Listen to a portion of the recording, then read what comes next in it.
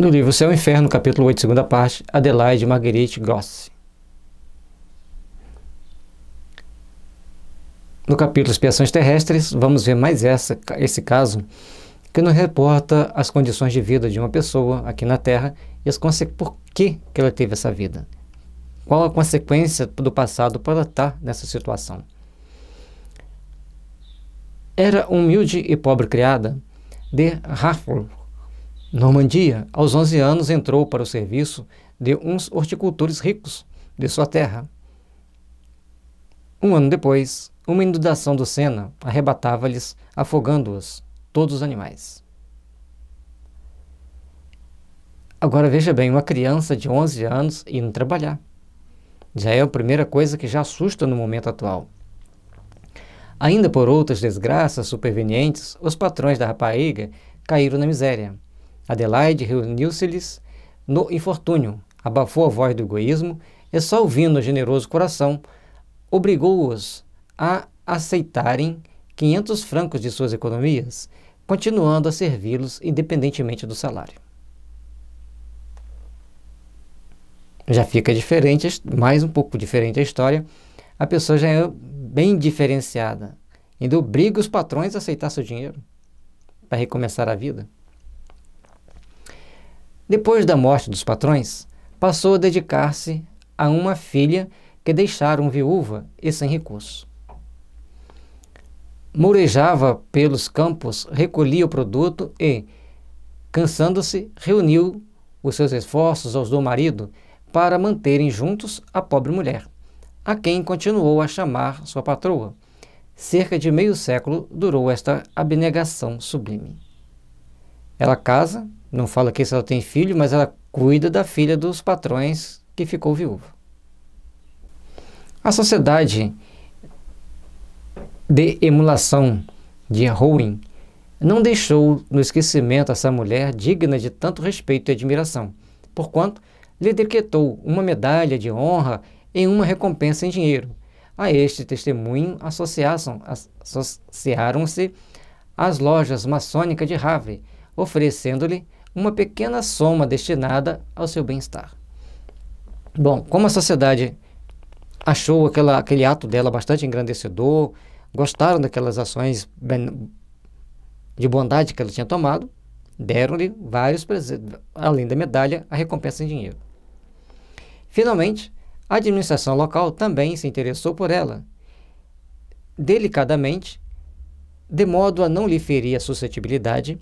Este anjo de bondade foi arrebatado da terra, instantânea e suavemente, em consequência de um ataque de paralisia.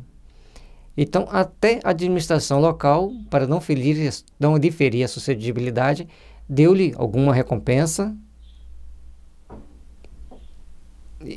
e dedicando ela de alguma forma, porque ele não cita aqui como.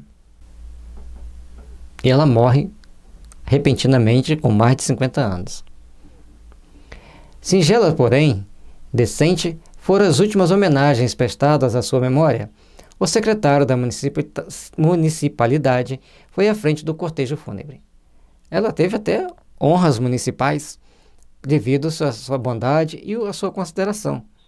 É importante a gente ver que já naquela época existiam pessoas boas e principalmente pessoas reconhecidas, as pessoas boas.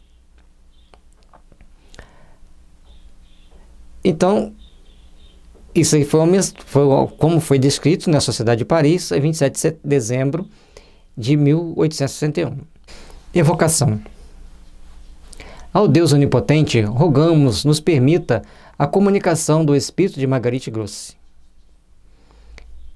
Pergunta. Felizes nos consideramos em poder testemunhar-vos a nossa admiração pela vossa conduta na terra e esperamos que tanta abnegação tenha recebido a sua recompensa. E aqui, por mais que a doutrina espírita fale que nós devemos trabalhar sem esperar recompensa, na codificação sempre nos falam qual a recompensa esse espírito recebeu ou qual punição. Ou seja, nós precisamos entender que existe a recompensa e precisamos também entender que existe a punição, mas devemos agir naturalmente diante de um e outro fato. Ela responde, sim, Deus foi bom e misericordioso para com a sua serva. Tudo quanto fiz, e louvável vos parece, era natural. Aí já vem a humildade. Ela fez naturalmente. E pergunta e responde para eles de uma forma: olha, o que eu fiz era natural. É assim que a gente deve fazer.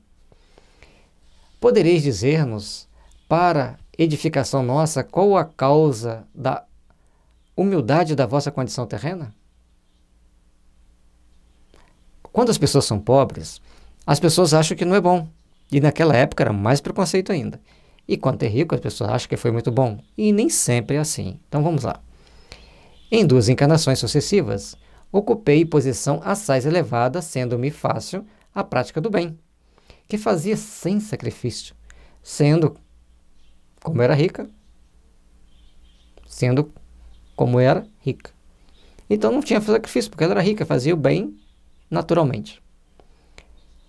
Pareceu-me, porém, que me adiantava lentamente, por isso pedi para voltar em condições mesquinhas, nas quais houvesse mesmo de lutar com as privações.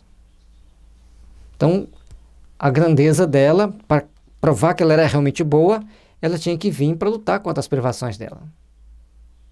Lembre-se, nós planejamos para uma semana e às vezes erramos. O plano espiritual planeja para pelo menos 100 anos. Para isso me preparei durante longo tempo e Deus manteve-me a coragem, de modo a poder atingir o fim a que me propuseram. Então, durante todo o tempo, ela teve essa inspiração divina de ter a coragem de enfrentar suas adversidades, as suas dificuldades e chegar ao ponto que ela precisava chegar. Já tornastes a ver os antigos patrões? Dizei-nos qual a vossa posição perante eles, e se ainda vos considerais deles subalterna. Como é você depois da morte? De que forma você se porta no mundo espiritual? Como que é você encontrar com aqueles que você beneficiou no plano espiritual? Vi-os, pois, quando cheguei a este mundo, já aqui estavam. Humildemente vos confesso que me consideram como lhes sendo superior. Inverte a posição. Lá no plano espiritual, eles humildemente a consideram como uma pessoa superior, como uma pessoa que está em condição mais elevada. Tinhas qualquer motivo de afeição para com eles, de preferência a outras qualquer? Obrigatório? Nenhum. Visto que em qualquer parte conseguiria o meu objetivo. Escolhi-os, no entanto, para retribuir uma dádiva de reconhecimento. É que outrora haviam sido benévolos para comigo, prestando-me serviços. Eles eram empregados dela lá atrás e eram muito bons, e agora ela veio com a condição de ser uma serva deles e ajudá-los. E logicamente que isso foi uma lição que ficou para sempre nesses espíritos. Porque quando você convive com os bons, impregna-te com as energias do bom. Se você convive com os maus, você tem que se precaver para não se impregnar com as energias dos maus. Que futuro julgais que vos aguarde? Espero a reencarnação em um mundo onde se não conheçam dores. Talvez me julgueis muito presunçosa, porém eu vos falo com a vivacidade própria de meu caráter. Além disso, submeto-me à vontade de Deus. Ela fez o bem, ela queria progredir mais rápido, então agora que ela ir para o mundo que não tem tantas dores quanto a Terra. E ela fala que ela tem um caráter vivaz. E o interessante aqui que a gente vê é que ela tem aquela determinação firme. É assim, eu fiz assim, eu faço assim, eu vou fazer para o bem. É importante a gente ver isso. Gratos à vossa presença, não duvidamos que Deus vos acumule de benefícios. Obrigada. Assim, Deus vos abençoe a todos para que possais, quando desencarnados, gozar das puras alegrias que a mim me foram concedidas. E no final, ela despede dando a resposta do que ele pergunta no início. É importante a gente ver lições como essa. É importante a gente sentir essas vibrações. É importante a gente cultivar esses bons sentimentos. E aí nós temos que aprender a trabalhar intimamente por nos fortalecer, para nos aprimorar, porque a vida é um constante ir, vir a ser, é um constante ir e de volta, e nós temos que aprender a sermos bons, temos que aprender a construir e edificar a paz para sermos realmente melhores. Paz e luz, que Jesus nos abençoe a todos, que Jesus nos dê força, sabedoria e coragem para tomarmos as decisões mais sábias, mais compatíveis com as leis de Deus.